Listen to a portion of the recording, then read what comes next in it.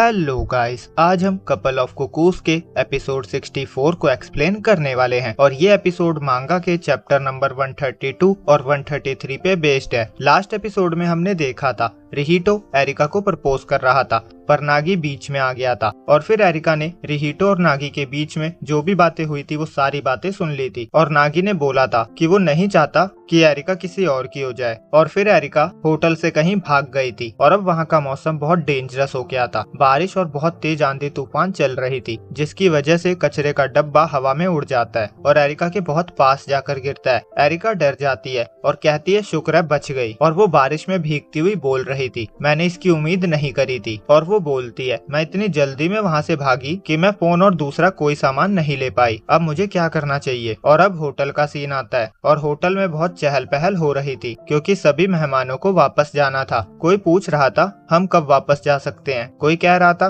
क्या दूसरा कोई ऑल्टरनेटिव ट्रांसपोर्ट नहीं है, कोई एयरपोर्ट की कंडीशन के बारे में पूछ रहा था और होटल के स्टाफ वाला बोलता है हम आपको फूड प्रोवाइड कर रहे हैं तो प्लीज जब तक आंधी तूफान बंद नहीं हो जाता यहाँ पर आराम से रुकिए क्योंकि बाहर बहुत खतरा है, तो अपने आप को बाहर जाने से बचाइए। और नागी होटल के बाहर से एरिका को ढूंढ कर आया था और वो भी भीग चुका था और रिहिटो होटल के अंदर एरिका को ढूंढ रहा था। नागी कहता है मुझे वो नहीं मिली, रिहिटो भी बोलता है वो होटल में भी कहीं नहीं है और आगे वो बोलता है क्योंकि उसने अपना फोन भी यहीं छोड़ दिया है और वो कुछ लेकर भी नहीं गई है तो मुझे लगता है हमें पुलिस को इन्फॉर्म कर देना चाहिए। नागी बोलता है तुम कहाँ चली गई हो एरिका, और रिहिटो पुलिस को इन्फॉर्म कर देता है और एरिका के मिसिंग होने की रिपोर्ट दर्ज कर दी जाती है। और अब रिहिटो नागी को आकर बताता है पुलिस फुल फोर्स के साथ अपने एफर्ट लगा रही है और सडनली हम हीरो को इसी होटल में देखते हैं और नागी उसे देखकर हैरान हो जाता है और हीरो उसे देखकर कहती है तो तुम यहाँ हो, और दोनों एक दूसरे के पास आते हैं और नागी सोच रहा था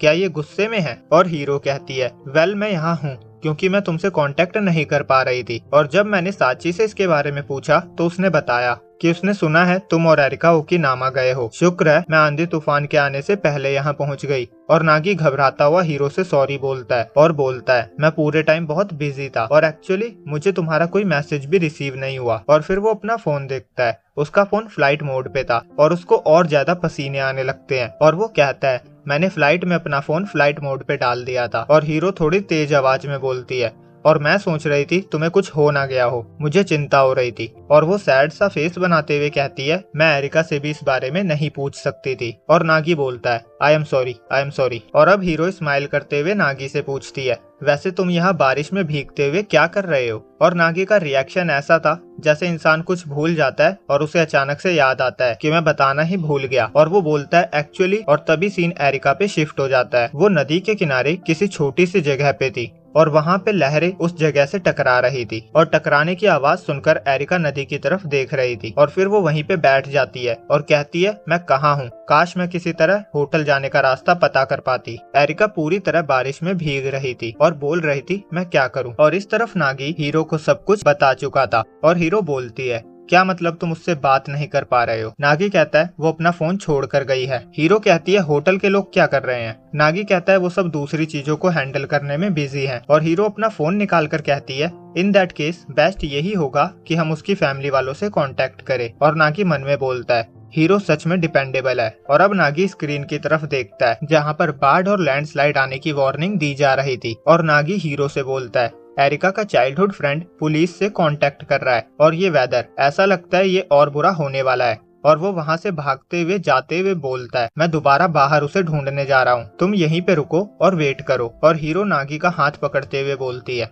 मत जाओ, ये तुम्हारे लिए डेंजरस होगा, क्या हम ये पुलिस को ही हैंडल नहीं करने दे सकते। वो कहती है क्या तुम अपनी गर्लफ्रेंड की बात नहीं मानोगे। नागी अपनी आंखें बंद करता हुआ बोल रहा था मैं, और हीरो बीच में ही बोलती है जस्ट किडिंग। और अब वो पूरे जोश में बोलती है मैं भी हेल्प करूंगी, तुम उस तरफ जाओ, हम स्प्लिट होकर उसे ढूंढेंगे। और नागी कहता है ऑल राइट, अगर कुछ भी हो तो मुझे इमीडिएटली कॉल करना। और दोनों रेन कोट पहनकर निकल जाते हैं और थोड़ी देर बाद ढूंढने के बाद नागी बोलता है ये अच्छा नहीं हो रहा, वो कहीं नहीं मिल रही। और इस तरफ एरिका बारिश में भीग रही थी और हीरो को एरिका दिख जाती है और वो बोलती है तो तुम यहाँ हो। एरिका पीछे देखते हुए कहती है नागी, पर उसे हीरो दिखती है। और अगले सीन में हम नागी और रिहिटो को देखते हैं। नागी वापस होटल पे आ चुका था था और नागी अब हीरो से कॉल पे बात कर रहा था और हीरो से बता रही थी मुझे एरिका मिल गई है और वो ठीक है। और नागी कहता है ये अच्छी खबर है और वो पूछता है तुम कैसी हो, मुझे लगा था तुम सब वापस होटल आ जाओगे। और हीरो बोलती है यहाँ सब ठीक है, हम थोड़ी देर किसी सेफ जगह पे रुके हैं। और अब हम हीरो और एरिका को देखते हैं जो किसी स्टोर पे रुके हुए थे और हीरो एरिका से बोलती है जब तक तूफान नहीं रुक जाता जब तक हम यहीं रुकेंगे। एरिका कहती है हाँ,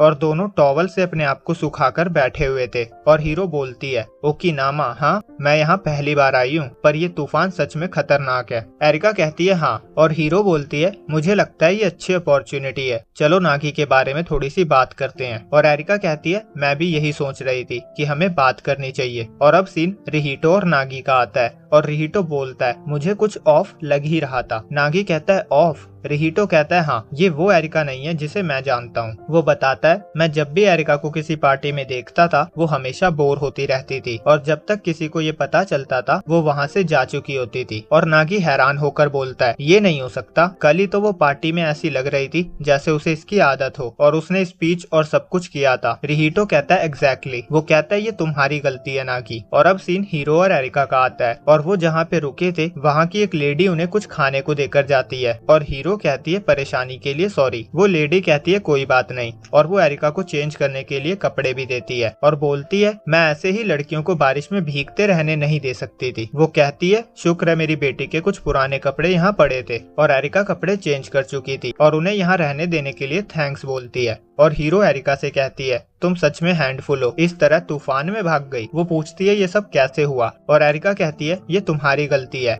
हीरो कहती है मेरी गलती? एरिका कहती है हाँ। वो बोलती है तुम्हें पता है मैंने पहले ओकिनामा आने का प्लान नहीं बनाया था। और हीरो कहती है सच में? और वो हंसते हुए बोलती है मुझे यकीन है तुम नागी की लाइफ में मुझसे ऊपर आने का ट्राई कर रही थी। एरिका शॉक हो जाती है और हीरो कहती है जस्ट किडिंग। और एरिका कहती है जो भी हो मैंने नहीं सोचा था कि नागी आएगा। वो कहती है मेरा मतलब नॉर्मली जब भी मेरे डैड मुझे कहीं जाने को बोलते थे मैं मना कर देती थी और अगर वो जबरदस्ती मुझे भेज भी देते थे तो मैं पार्टी में ग्रीटिंग्स या अदर चीजें कुछ भी नहीं करती थी। मैं ट्राई करती थी कि मैं सबसे जितना दूर रह सकूं उतना रहूं। हर कोई मुझे बस होटल मैग्नेट की बेटी समझता है, इसके अलावा और कुछ नहीं, जबकि मेरी खुद की एक पहचान है। और अब वो स्माइल करते हुए कहती है पर मैं जानती हूँ कि मैं वैसे बनकर नहीं रह सकती थी। वो कहती है मुझे लगा अब टाइम आ गया है कि मैं सीधे चलूं और अपने पाथ को फेस करूं। और वो नागी और हीरो के इस मोमेंट को याद करते हुए बोलती है जब तुम दोनों को खुशी मिल गई तो मैंने सोचा मुझे अब इस सच्चाई को फेस करना ही पड़ेगा। और वो स्माइल करते हुए बोलती है मैं होटल बारोन की बेटी हूँ, मैं जैसी भी हूँ ये उसका हिस्सा है। और हीरो सब कुछ ध्यान से सुन रही थी। और तभी सीन नागी और रिहिटो की तरफ आता है और अब नागी बर्थ पे स्विच होने वाली बात रिहिटो को बता चुका था। और रिहिटो शॉक होकर कहता है तुम और एरिका बर्थ पे स्विच हो गए थे? नागी कहता है हाँ। और रिहिटो बोलता है इन अदर वर्ड एक्चुअली में एरिका एक गरीब रेस्टोरेंट चलाने वाले की बेटी है और तुम होटल बैरोन के असली बेटे, और इन सबके उत्तराधिकारी होने के कारण ही तुम्हारे पेरेंट्स ने तुम दोनों की मैरिज का प्लान किया है। और नागी कहता है इतनी कंफ्यूजन के लिए सॉरी। और रिहिटो कहता है किस्मत सही में अनप्रिडिक्टेबल और चेंजेबल है। और वो पूरे जोश में बोलता है पर पुअर एरिका भी ग्रेट है। और नागी इमेजिन कर रहा था कि एरिका पुराने कपड़ों में बोल रही थी अगर तुम मुझ पे दया करना चाहते हो तो मुझे मनी दो। और फिर झाड़ियों से कुछ हलचल की आवाज आती है। नागी कहता है वो क्या है? और सीन दूसरी तरफ शिफ्ट हो जाता है और एरिका बोलती है तो इस तरह मैंने सोचा कि ओकिनामा आना मेरे लिए सही होगा। और वो बोलती है तुम्हें पता है इससे पहले मुझे किसी पार्टी में मेहमानों को एंटरटेन नहीं करना पड़ा। वो बोलती है बिना किसी एम के ऐसे ही इधर उधर घूमना बहुत मुश्किल काम था। आगे वो बोलती है तूफान के आने से पहले हमारा यहाँ से निकलने का प्लान था पर इन सब के बीच में मैंने कुछ ऐसी बातें सुनी जो मैंने पहले कभी सोची भी नहीं थी। और अब वो हीरो को नागी की वो वाली बात बताती है कि नागी ने बोला था वो मुझे होना चाहिए जो उसकी साइड होगा। और ये बताने के बाद एरिका का फेस लाल हो गया था और वो बोलती है ये सब सुनने के बाद मुझे समझ नहीं आ रहा था कि मैं नागी को फेस कैसे करूंगी। और जब नागी रूम में एंटर करने वाला था तो इसी कंफ्यूजन की वजह से मैं होटल से भाग गई थी और फिर ये तूफान आ गया। हीरो कहती है तो ये सब ऐसे हुआ था? और वो पूछती है तो तुम चाहती हो कि नागी और मेरे बीच ब्रेकअप हो जाए? एरिका को पसीने आने लगते हैं। वो बोलती है मैंने ऐसा तो नहीं कहा। हीरो कहती है और एरिका बोलती है मैं जो कहने की कोशिश कर रही हूँ वो ये है। और वो उठ जाती है और बोलती है कि नागी में कुछ गड़बड़ है। वो चिल्लाते हुए बोलती है सबसे पहले तो उसका मेरे साथ ओकिनामा आना प्लान का हिस्सा था ही नहीं, उसके पास पहले से ही तुम हो, है ना? और हीरो कहती है मुझे लगता है उसने तुम्हें मना कर दिया होगा ये कहकर कि तुम्हारे पेरेंट्स यही चाहते हैं। और आगे वो बोलती है पर वो कभी कभी ऐसा होता है, सडनली उसने डिसाइड किया कि वो ऐसे वर्ल्ड के लिए इंटरेस्टेड है जिसके बारे में वो नहीं जानता और फिर वो अपनी इनकम्प्रिहेंसिव लॉजिक वाली बातें बोलने लगता है। एरिका कहती है मुझे पता है और कभी कभी ये बताना भी मुश्किल होता है कि वो सच में फील करता भी है या नहीं। एरिका कहती है एक मोमेंट पे वो तुम्हारे साथ विशी वोशी होता है और अगले पल तुम्हें हेल्प ऑफर करता है। और हीरो कहती है और कैसे उसने तुम्हें suddenly ridiculous and bold declaration करके सरप्राइज कर दिया। मुझे लगता है उसे अपनी फीलिंग्स को और अटेंशन पे करना चाहिए। एरिका कहती है एग्जैक्टली और अब दोनों बोलती है पर फिर भी मैं उससे प्यार करती हूँ और दोनों एक दूसरे को देखने लगती है और एरिका शर्मा भी रही होती है और हीरो कहती है तो तुमने फाइनली एक्सेप्ट कर ही लिया,